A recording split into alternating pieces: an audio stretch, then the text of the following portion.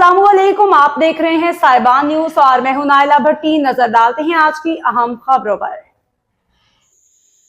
रुख करते हैं सऊदी अरब के शहर अबहा का, जहां आज सीनियर रहनुमा मुस्लिम लीग नून अबहा अल्ताफ हुसैन ने अबहा के मुकामी होटल में मारूफ कारोबारी और सियासी शख्सियत एग्जीक्यूटिव मेंबर मरकजी मजलिस आमला मुस्लिम लीग नून सऊदी अरब मलिक राशिद परवेज अवान के एजाज़ में शानदार इशाइया दिया।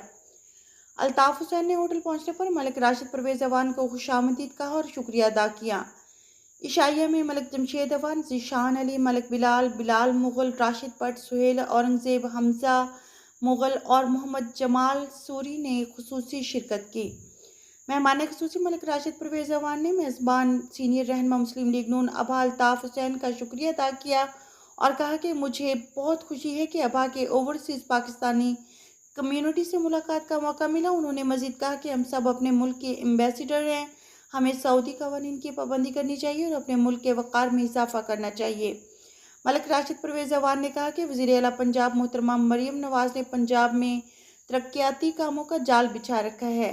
सुथरा पंजाब और हालिया मुहिम से पंजाब से बदमाशी का खात्मा भी हुआ है और हम ओवरसीज़ पाकिस्तानियों को चाहे कि ज़्यादा से ज़्यादा पैसा पाकिस्तान भेजकर मुल्क की तरक्की में अपने हिस्से का काम करें। अब तक के लिए इतना ही। मजीद खबरों और अपडेट से बाखबर रहने के लिए देखते रहें साहिबान न्यूज HD। हमारे चैनल को सब्सक्राइब कीजिए, लाइक कीजिए, बेल आइकन को प्रेस कीजिए ताकि हर नई आने वाली खबर आप तक पहुंच सके।